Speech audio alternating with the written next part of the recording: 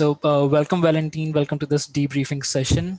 First of all, many congratulations on securing 760 on your very first attempt, and Thank you, Archit. also securing an admit from HBS with 85% scholarship. That you must be thrilling. How are you feeling? Well, I'm very happy. I'm really happy, Archit. I'm not going to lie here.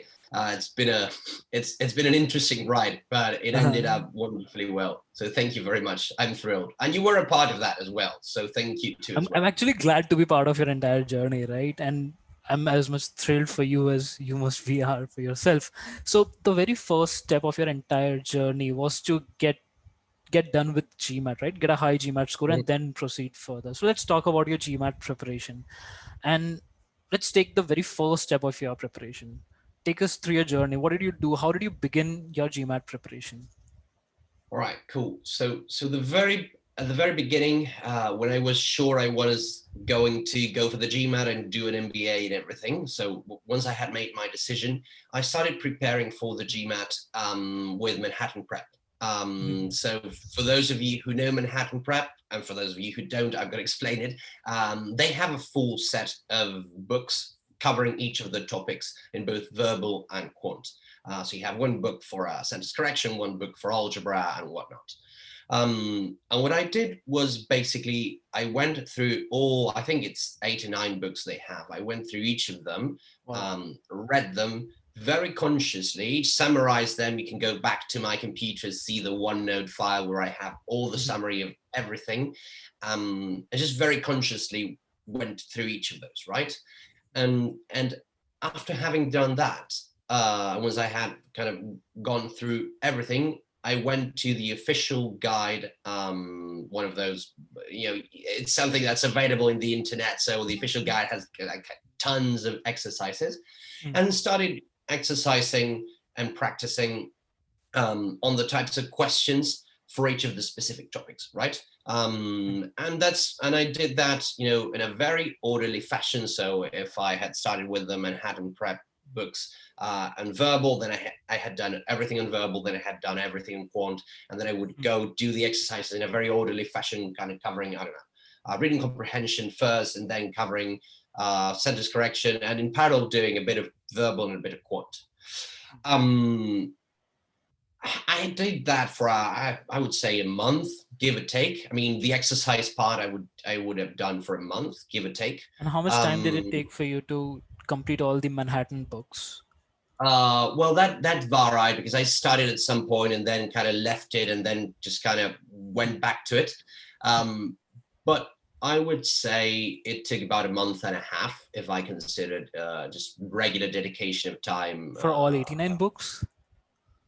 Yeah, well, it's something that you read quite fast, and that when you read it, you say, all right, yeah, I think I get this. I understand this, which is one of the major pitfalls of the GMAT, right? So you say, yeah, I get this. Yeah, this is something I learned at school. Yeah, it makes sense. So it did not, that part was actually not that cumbersome. It was not that difficult, that complex, which kind of made me gain confidence. And then I went to the exercises, spent kind of 1 month, give or take, doing those exercises. I did the exercises, I reviewed them, I kind of understood where I had made a mistake and stuff. And don't get me wrong, I'm a very structured person. So I was not kind of just doing some exercises, checking, all right, yeah, this works, let's go to the beach. No, so I was actually doing it very consciously. And once I had finished with that, I had very decent accuracy in terms of what I had done. I had practiced with reasonable time on what I was doing, so I was kind of feeling confident. And by that point, I said, all right, cool. I'm going to do a mock test. And I'm going to see where I am. So let's see whether I am in, I don't know, 700, 720, just kind of to fine tune by the end of it. And let's get done with this thing by, I don't know, a month's time, say. Well, that did not work, actually. I went to sit for that first mock in the MBA.com webpage, and things did not go that well. I think that the score I got was 620, 640, somewhere in that point. A score indicating that you had good amount of conceptual gaps, right? Not just application. Yeah, conceptual gaps As as you're well. indicating, I had conceptual gaps. I had problems with how to tackle the actual exam.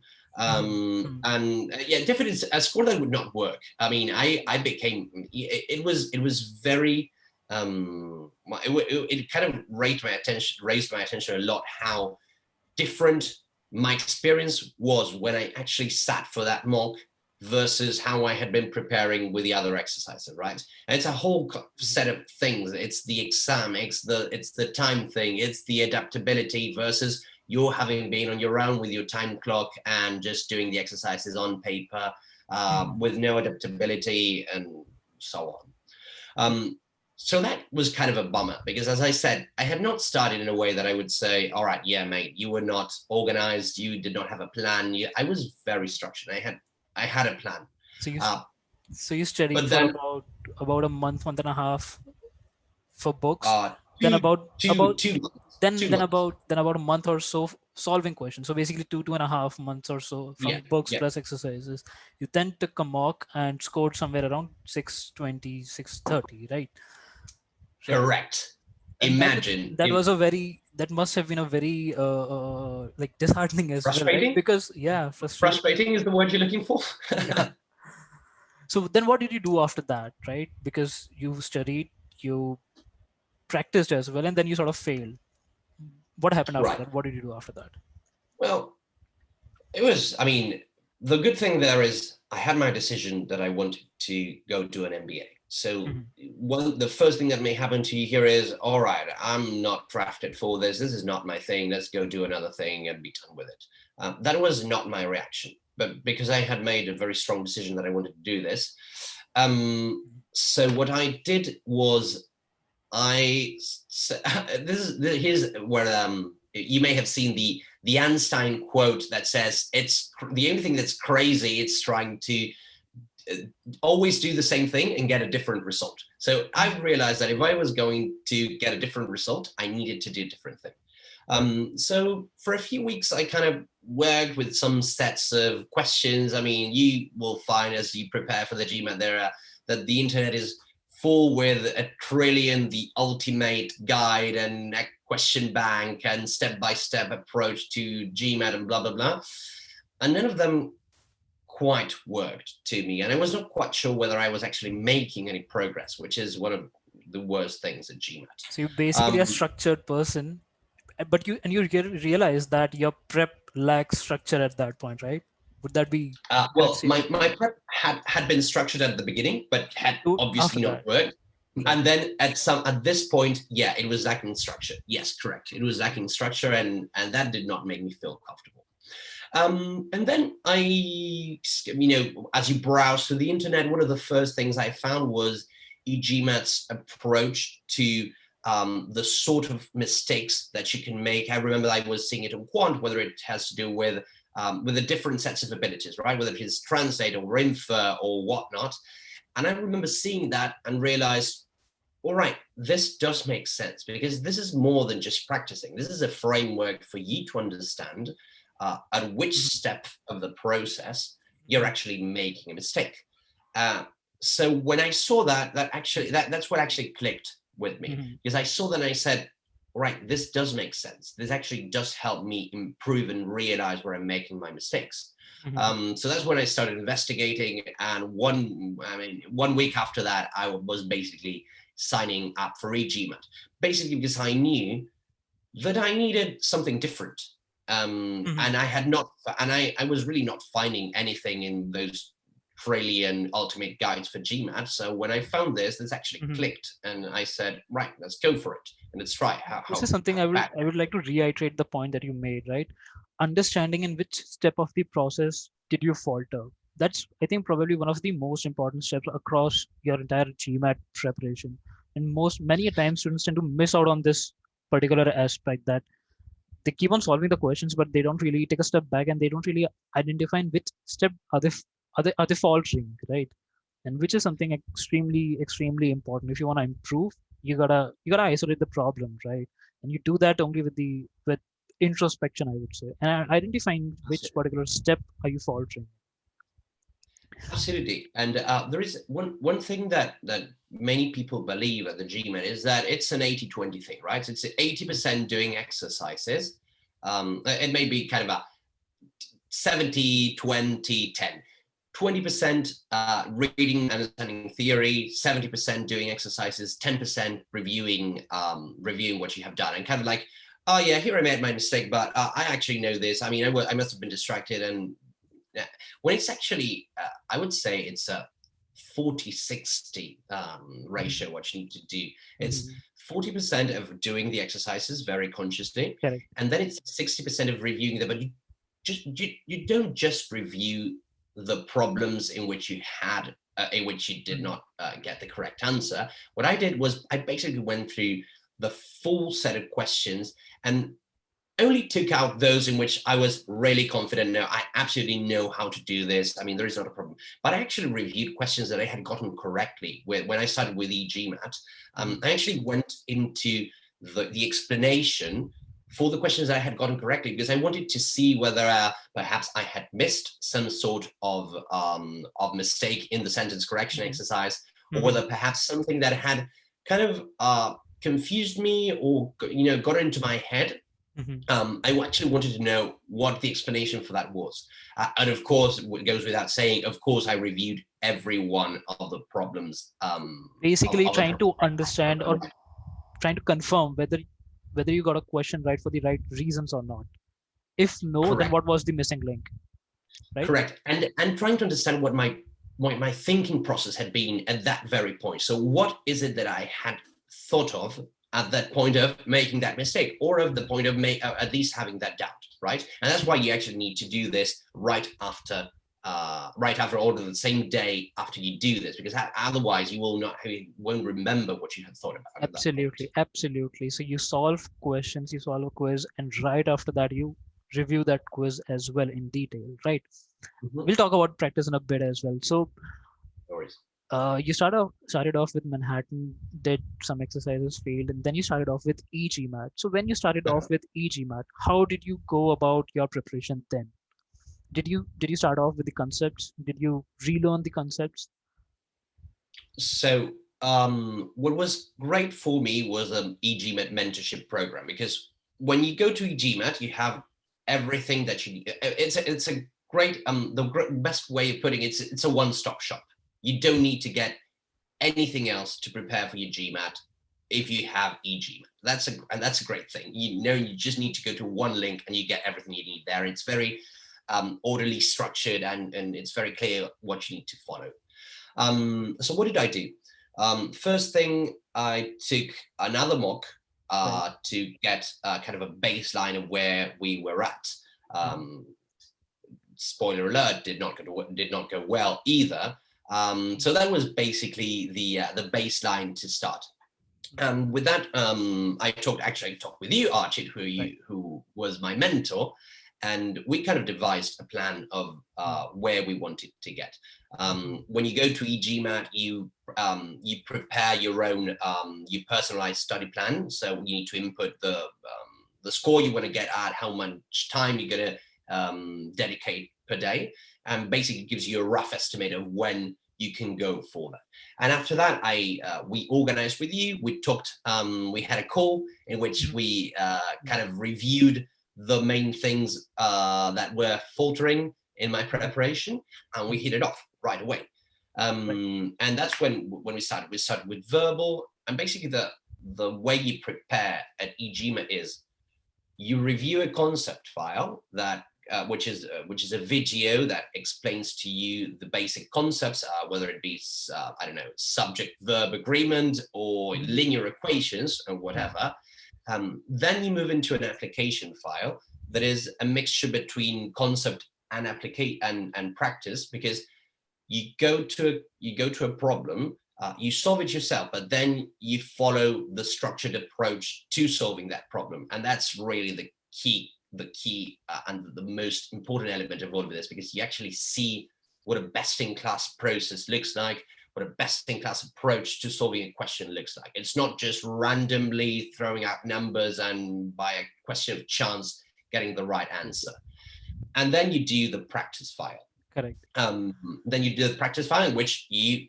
work specifically on, I don't know, 10 questions of the very topic you're working on. And just to make sure that Mhm. that's the difference with the preparation I had had with Manhattan, right? Mhm. So don't get me wrong, the Manhattan guys are fantastic at explaining concepts. The books were really clear and everything. But what did I do? I read the full thing and then tried to go apply it, and that did not work. What you need to do is kind of go like a one-on-one approach. You Absolutely. read, you do the concept file, you do the Right. application, then you do the practice, and then you move on. There is one more thing that I want to just highlight, and I want all the students to know about it, is that even though you spent good enough time with Manhattan books, you did not really let that get into your head, and that didn't really prevent you from spending more time on building foundations, right? Because the files that you just explained in detail, they're part of building foundation. And even though you had spent good enough time doing that, you did not really think that, okay, I don't have spent good enough time already, I don't need this. There are many students who sort of tend to have that kind of mindset that if that now that they have spent time reading or going through those books, or any other resource for that matter, they are sorted on the concepts part, right? That need Absolutely. not be true all the time. So it's always best, and it's best to acknowledge your shortcomings as well, and then act accordingly. Don't really go with the hypothetical beliefs that you don't need, or you don't have gaps in your application or in your concepts, right? So you Absolutely. started off with the concepts, and so what sort of, I would want to know is that what was so different in your prep this time as compared to what you had in Manhattan? I understand about the concepts part and having practice just then and there itself, but what was your difference in the strategy overall? Well, of course, the thing that you mentioned, that's point number one. Mm. That's super clear.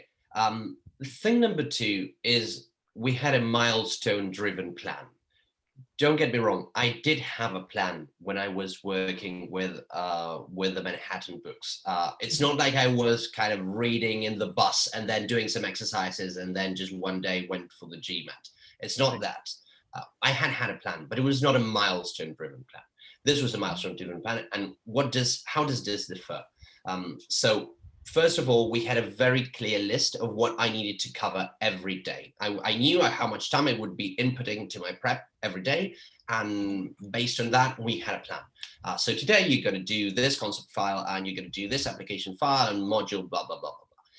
But then what's key about that is that once you have done sentence correction, for example, you need to actually make sure that what you have learned is good enough and is actually above the threshold that you need. So Correct. what we did was we set thresholds on how well I needed to perform on sentence correction for the sake of the example before moving into critical reasoning. So the if I go back to the eGMAT framework is moving from stage one of learning to stage two and to stage three, and you need to have clear gates of Right. when you're going to move from one to the other and when you need to be humble enough to say, I did not crack this, I do not have it yet, I need to go back, I don't need to move forward. So basically, we had the mixed quizzes and the practice quizzes, in which I need to go above some certain threshold, for the specific topic, with that specific difficulty level. And if I did not get to that, I could not move on. And that's a real temptation in GMAT. You do something, you don't like it, Right. and of course you have a tendency to move on to what you're actually better at. Right. But I remember that happening in critical reasoning, and I talked to you, Archit, and we said we need to go back because otherwise this is gonna come back and bite us. Absolutely, and Uh, absolutely. I'm sorry, I'm interrupting you right now, but no worries. again, there are a lot many students who kind of give into this temptation of moving on to the different topic, to the next topic. They don't want their prep to be stagnant, I would say, if I have to say. But that's absolutely incorrect way of preparing. If you have gaps right now, if you can see that in the scores, you must fix those gaps before moving forward, right? Correct. Otherwise, there is no point of preparing in the first place, very honestly, because it will manifest into low scores into when you're in stage 3 or when you take the mock. So when you because have the it because gaps, you it definitely fit. feels well. It feels well to kind of believe, oh yeah, I'm moving forward. I'm covering it yet another topic.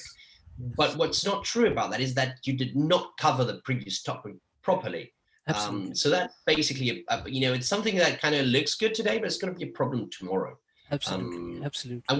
one thing I learned is that the more you invest on the initial phases of preparation, the Mhm. smoother and the faster you're going to do on the later parts of the preparation. So if you Absolutely. invest in concepts, if you invest in actually doing the practice quizzes, if you invest in reviewing, and if you make sure that you hit the thresholds and if you exceed the thresholds with any luck, then you're actually, when the time comes for you to do the exam and to do the mixed quiz and the exam prep, which is phase 3 of eGMAT's approach, that's going to flow very smoothly. But if you did not, then it's in phase 3 that you're going to realize and you're going to hit yourself against the wall and say, I need to go back. And that's going to be really frustrating. So much better to correct what you need to correct the moment you spot it. And it sort of impacts your confidence as well, right? You know that you have spent so many months, maybe 1 or 2 months in your prep, so much of effort, and yet you don't get to see the results of that, right? So It can destroy you. yeah, absolutely. So always best to fix the gaps right in their budget itself, right? And you mentioned one very important thing, that the more you spend time building foundation the right way or mitigating gaps, the more smooth next steps would be, right? So what really do you think that helped you ensuring that you're doing stage 1 and stage 2 well? You mentioned that you were solving questions, you were doing review as well, right? You did thorough review. How frequent were you with the revision aspect of the things? All the time. It's a question. I mean, every time you do an exercise, you review. That's bottom line, hands down, period. You don't practice without reviewing. Practicing without reviewing is as good as not practicing. It's worse than not practicing because it's actually investing energy in something when you could have been out there playing paddle. I have no idea. Right. So it's even worse. So I Mhm. reviewed every time I did an exercise, and basically I was doing exercises, I would say basically every day, except perhaps some day in which I did purely concept file because it was a very long concept file. But in any case, I would have been reviewing every day because I was dedicating time to my prep every day as well, which is kind of the thing that it's an important thing as well. So And revise one thing as frequently as possible is what you're suggesting, right? as frequently as possible, Or maybe as plus frequently as you require. If let's say if SC is your weakness, then maybe you want to spend few extra hours revising concepts that you have already studied. And if you're already good there with CR and were RC, you may not really want to revise as frequently as SC. so one of the things that are hands down is you need to review after each exercise, and that's non-negotiable. Hmm. Even if it's a section in which you feel very confident, I mean, you still need to review. That's hands down. But then there are sections in which you may feel that you're not performing as well. You may need to dedicate some time just to review. I mean, you have not done any new exercises, but you need to go over your error log or your notes Absolutely. just to make sure that you have gotten what the problems are, and you review each of the lines that you inputted before, and actually try to crack what is it that I'm having problems with. What is it that and there's where the introspection and reflection comes. You need Mhm. to understand what your thinking process is, because the thinking process that got me about a low score is not the same thinking process that's going on in your head. And you need to understand what is it that you're doing. And I realized that at times I may have been not reading the prompt of the critical reasoning question correctly, or I may have been not doing the pre-thinking correctly, or I may have been reading the answer choices too fast. I mean, it can be a whole lot of different things, but you need to understand exactly what it is that you are Absolutely. doing So you in order not to only correct. just review the questions, you capture your learnings as well in an error log, right? That's equally important, or maybe more important than that, because it's only error That's log another. that will help you identify the trends in your mistakes. And once you identify that, only then you can mitigate those gaps as well. Plus, it Absolutely. also helps It, in the revision too. So it's a terrible recipe to go into GMAT prep without having an error log. it, you put that in absolutely correct words, right? So it's extremely important to not just review, because if you're just simply reviewing it, chances of you remembering that information 2 weeks down the line is extremely less, until unless you capture that information. There is no way for you to revise that as well, right? And that is why it's so important to make error logs as well. So you did stage one, you did stage two, and then you started taking mocks, right? What did you do after taking mocks, or how frequent were you with the mocks? So if I remember correctly, I didn't take more than 3 You did mocks, not, I think. right? And that's an, I Um, think four. You took four Sigma X mocks, and I think couple of official mocks. I think what we did, yes, I think I took, I may have, yeah, but it was not that more than 4, hands More, down. It not was more clear than not. 4 mocks. So that's another Yeah, learning, correct, by the way. That's another learning, that you don't really have to go correct. about solving tons and tons of mock tests. If you're doing things the right way, you don't need more than 4 to 5 mocks to get 760 on the very first attempt, by the way, right? Correct. And the thing is, and let me, I'm going to go for the mocks question now. Hmm. But just one thing to point out. Hmm. Why do people do mocks? Because it's a very it's a very tangible measurement of where you're at, Hmm. Hmm. and that happens when you have no idea where you're standing, right? Absolutely. So that's why you need a preparation that gives you a clear idea where you're standing. If Absolutely. you're just Absolutely. doing exercises, Hmm. there will come a moment in which you will say, I have no idea where I'm standing. I'm done, sick and tired of this. Let's go do a mock. Just check the temperature, where we're at. Absolutely. 620. All right, cool. And then you get depressed and you throw everything out the window and you go Right. do that paddle match. But if you have a preparation that actually gives you a very clear idea of where you're standing, as we had, because we had a very clear idea of where we were standing in each of the thresholds, Thanks to the then Scholaranium, right? I would say that. I'm sorry. thanks to Scholaranium.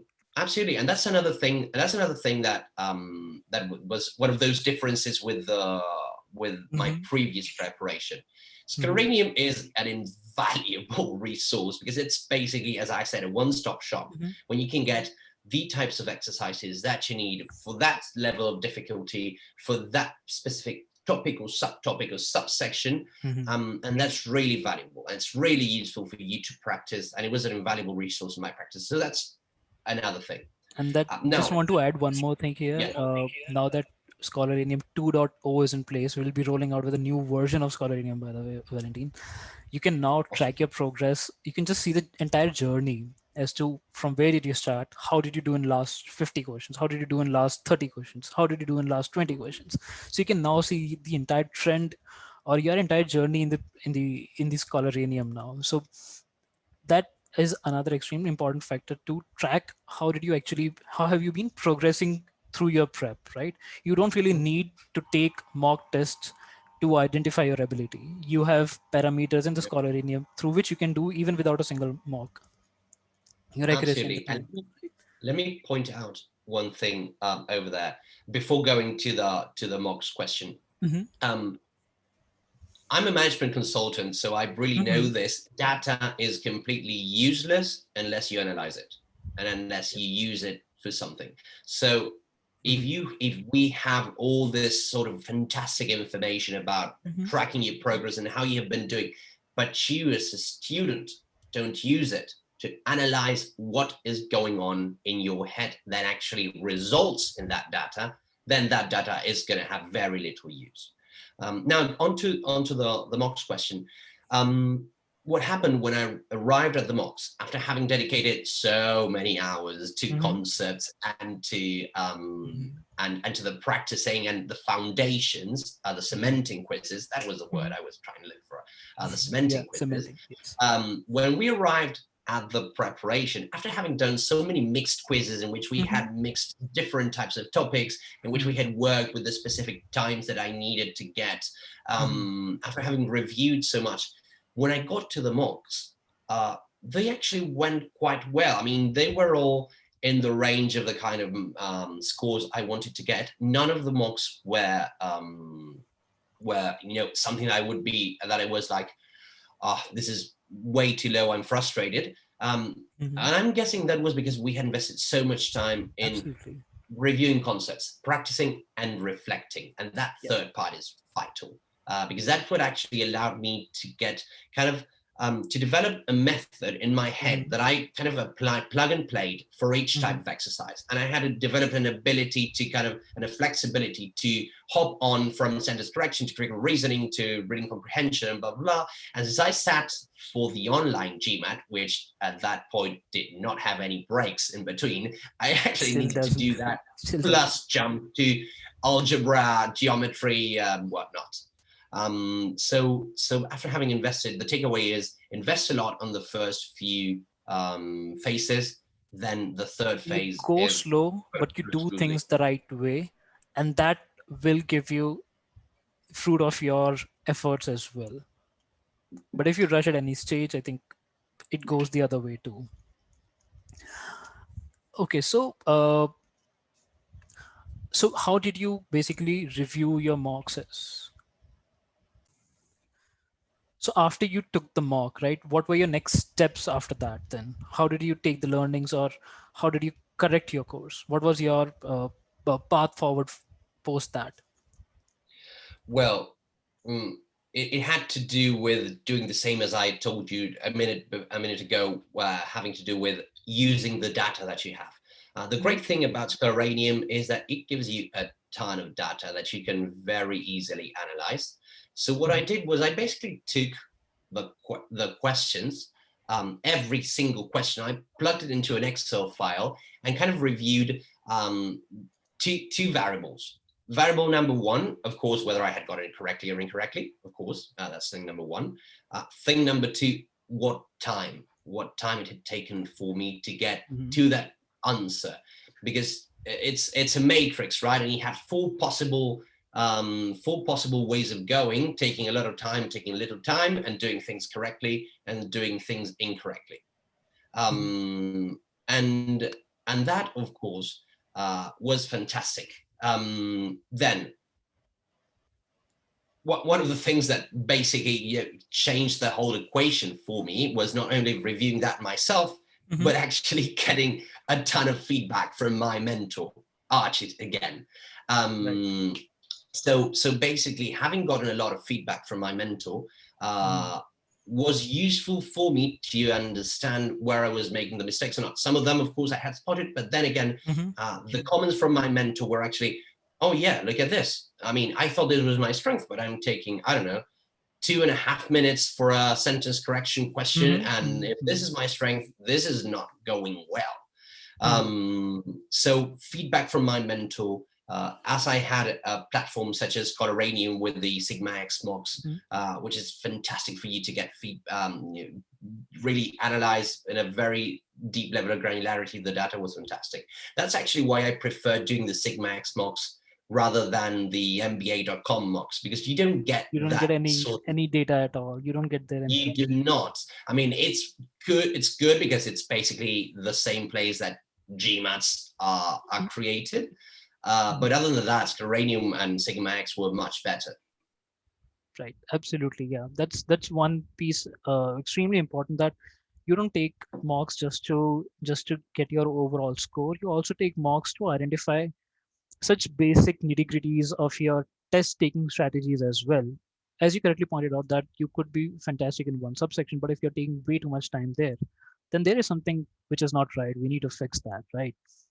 And that's exactly what we did as well. And after taking every mock, we analyzed, we identified the problems, and we fixed those problems, right? We did not really go about solving mocks left, right, and center, which is why Yeah. we did few things, we did it correctly, right? And then you proceeded with quant, you followed the exact same architecture for quant as well. Then you took GMAT and you scored 760 with a V45, right? V45, correct, V45. correct. A fantastic verbal score. And so if I were to ask you, 5 things that students targeting high verbal score should always keep in mind, what would those things what would those things be? All right. Since I'm a consultant, I'm going to go top down on this answer. I'm going to give you the 5 titles and then I'm going to deep dive on each. I would say it's planning, it's consistency, it's support, it's reflection, and it's patience. Those 5. I love the Um, fifth one. I love the fifth one. I'm gonna deep dive on that one. Mm-hmm. And do notice that I'm not saying anything about content specifically. Has Uh-huh. not to do, doesn't have to do with, watch out for sentence correction or whatnot. Mm-hmm. Planning, which is the first I said. You need to be sure that you're going to do this and that you want to go for it, and you need to plan. You need to plan ahead. And you need to plan ahead, and you need to have milestones for that. You need to plan how much time you're going to dedicate. You need to plan what success looks like with clear, tangible metrics that are actually going to make you feel well. By the time I had been 2 months into my prep, I'm not going to lie, I was tired. My work was chaotic at that point. I was working 12 to 14 hours a day, plus 2 hours of studying, plus complete weekends in the middle of the quarantine. Mm-hmm. But having planned was what gave me a clear sense that, hey, we have done all of this and we have moved so far. That is a great thing. I'm just Um, gonna pause you here for a minute. yeah, Your work was super hectic, right? There were weeks when you were pulling in like 14 hours a day. I remember that. And yeah. even then you did not let go of your prep for even a single day. There was just one day when it was your birthday, I know, I remember that. But other than that, there was not even a single day that you did not really, that you let go of your preparation. So that's So that one. takes me, Sorry. yeah. No, that takes me to the second point, which is Yes, consistency, yes, right? consistency, Uh, right. you need to be consistent. You do not need to spend 14 hours a day to GMAT. You need to Mm-hmm. get to a consistent pace. That's it. It's consistency. It's one of the major pitfalls of GMAT is lack of Absolutely. consistency, doing kind of very strong sprints. So you kind of sprint and then you get burned out or you don't get the Mm-hmm. score, you get frustrated and you bail. And then you Mm-hmm. come back a month afterwards. And I'm going to tell you a secret. You lost everything that you had learned because you did Absolutely. not properly Mm-hmm. cement it. So consistency. 1 hour a day, perhaps if it's a day when you can't put anything, half an hour to review notes, whatever it is that just Mm-hmm. keeps the wheel spinning. Consistency is key. Yeah. Once you take a break, first of all it breaks your entire tempo, and then if the break is of like 4 to 5 weeks of a month, then you're basically starting from scratch all over again. Whatever efforts you put in before, they're pretty much gone, right? And And that's tremendously frustrating because absolutely, it because keeps your on idea is, increasing your prep duration by 2x 3x as well, in some cases uh, even more than that. that's one of GMAT's major pitfalls. Yeah, lack of Absolutely. consistency. So the takeaway here is be consistent, but find a pace that you're going to be able to sustain. It does not work to do 3 mocks per day and then just trying to wing it. It does not work. It's much better being a consistent person. Um, Thing number 3, support is Mm-hmm. vital. Vital to have support along the journey. You're gonna find frustrations. You're gonna do a mock at some time, and you're gonna get a 620, or you're gonna do that mixed quiz of or cementing quiz of critical reasoning, and you're gonna get the 30%, and you're gonna Mm-hmm. think, how the hell did this happen? So having support is really useful. And of course, support from my mentor was really useful. That goes without saying. I mean, it was vital Too because he was a person gracious. who You're too has gracious. seen this before. And yeah, I mean, this tends to happen. No worries. What you need to do is keep consistent. That's what you need to do. But don't worry, can happen, happens to everyone. And then, of course, having support from your partner, from your family, from your friends, it's also useful. Don't go into a cave to prepare for the GMAT. Just keep your social relations going as well, and that's important. Um, what did I say fourth? I said reflection. Reflection is key. as I was saying, it's not about just reading the concept file. It's not just about practicing. It's about reflecting on what you have done as well. And that's vital, because that's what allows you to crack into your head and to actually make that qualitative jump into a whole new level of being able to perform, right? And Absolutely. my reflections were done basically with my notes and with everything that I had been, just accumulating along the way. And there came a moment when I had devised my very own way of going about the verbal questions, and Hmm. for a different process for syntax correction, for critical reasoning, and for reading comprehension, Hmm. and then a whole different way of going for the quant questions, right? Hmm. And that was something I was able to arrive at after having reflected and reviewed as much as was necessary on what I was doing wrong or where I was faltering, right? So don't go light on revision at all. Everyone is unique in their own way for solving questions. Everyone has different strengths and different weaknesses. Until and unless you pinpoint that, there's no way you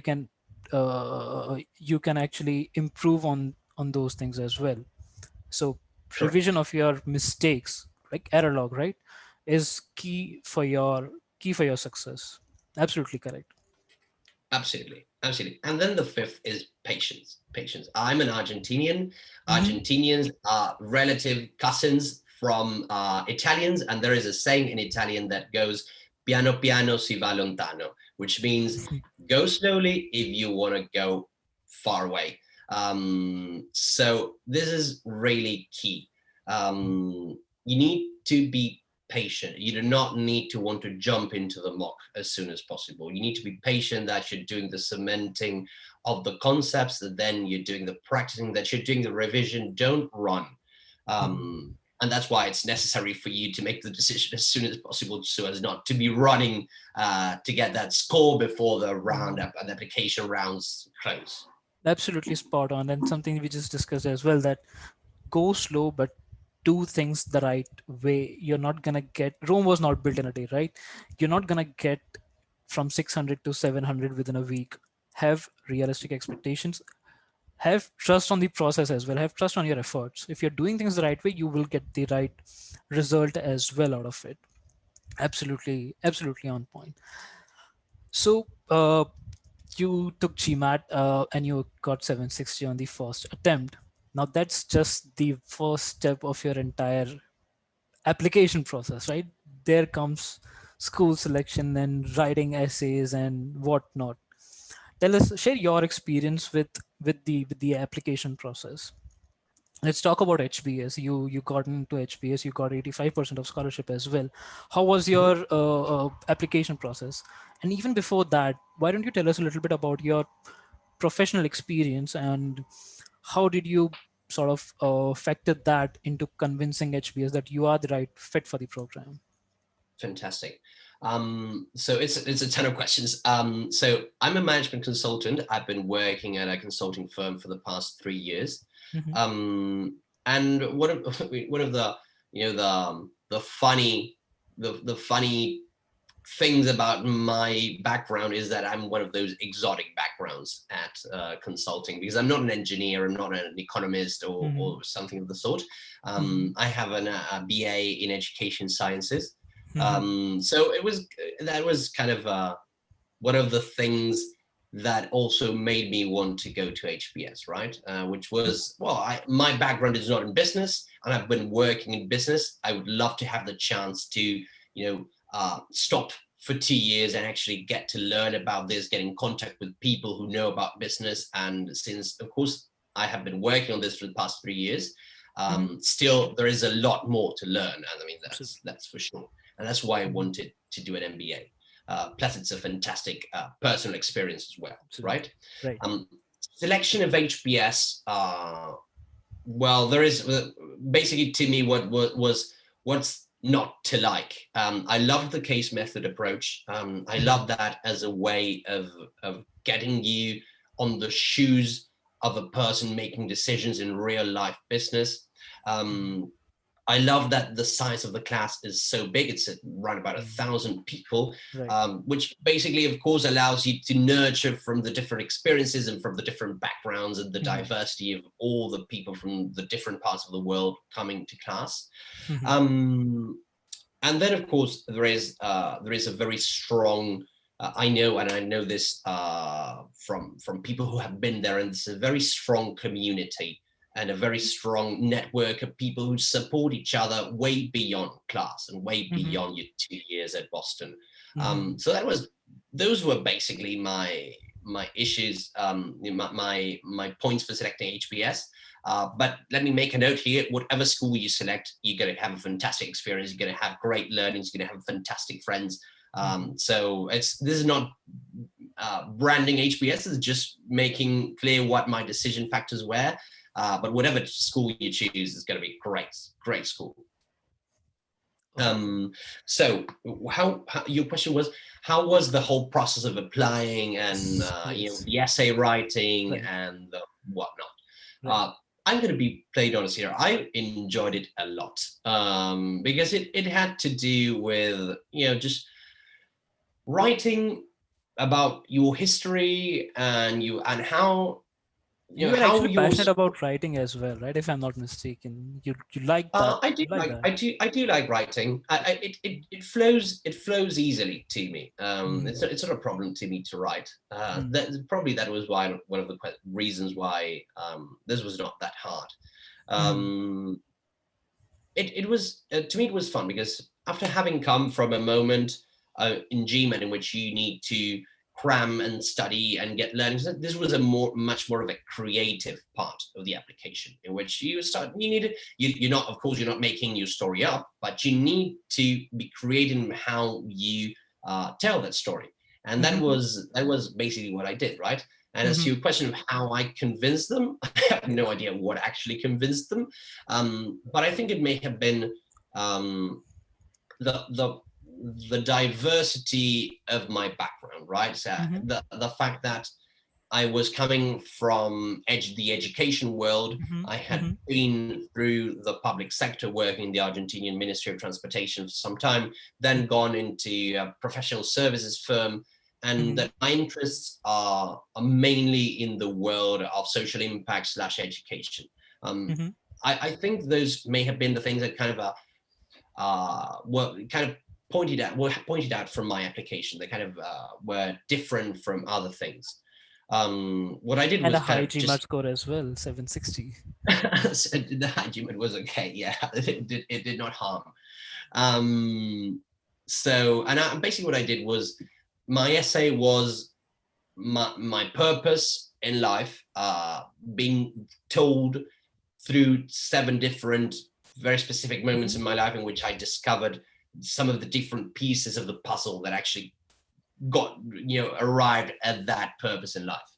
So how much time did you sort of spend on the application process?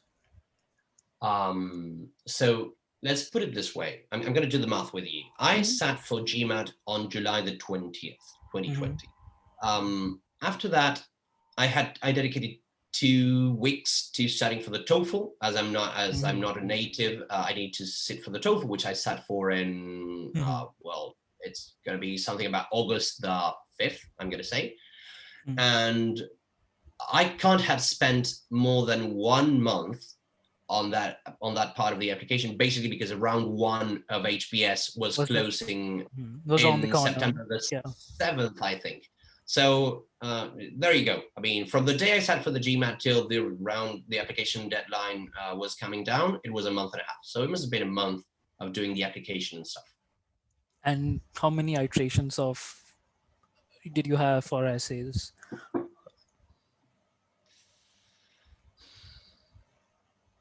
3. Wow. 4. Okay. That's actually pretty good. Many times students they have many more iterations. It's fantastic that you were able to get there in just within 3 to 4 iterations. So if you were to share 5 things that one should always keep in mind while going through this entire process of this entire their MBA journey, especially and more specifically for their application process, what would those be? Mm.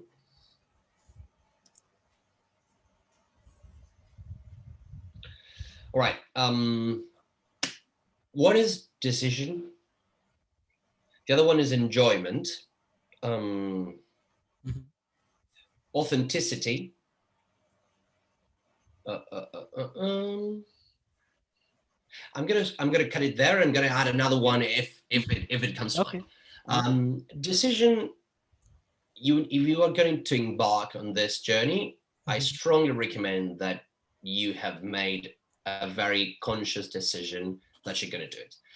It's not something I recommend to someone who's kind of like, yeah, I'm seeing whether this is a good alternative for me. I might as well sit for the GMAT. It's a Mhm. long journey. It's a demanding journey. Mhm. So I recommend that you have a strong decision, because the moment you have the strong decision is Mhm. what allows you to keep going when you get that 620 I had gotten back after preparing for the Mhm. with Manhattan Prep, right? So Mhm. that's thing number one. Thing number two is enjoyment. Remember, you're applying for something that hopefully you want to do, and that's hopefully something that you're deciding on your own, not something that any other person is deciding for you. So Mhm. uh, it's going to be a tiresome process. It's going to be a long process, but enjoy it. Try to enjoy it as much as possible. And the day you get the offer from whichever school it is, uh, enjoy it as well. And do pat yourself on the back, because it has been a long journey. You have put a lot of effort to it, and you deserve it. Mhm. That's thing number two. Absolutely. Thing number three was authenticity. These guys are trying to get to know you throughout the process. Actually, not for the whole. I'm not going to talk about this authenticity for the last part of the process. Just for the whole process. Mhm. Even with GMAT, try to be authentic on what works for you, and try to be honest on what it is that is working for you, what it is that's not. And when you Mhm. do come to the part of writing the essays, be Mhm. as authentic as possible.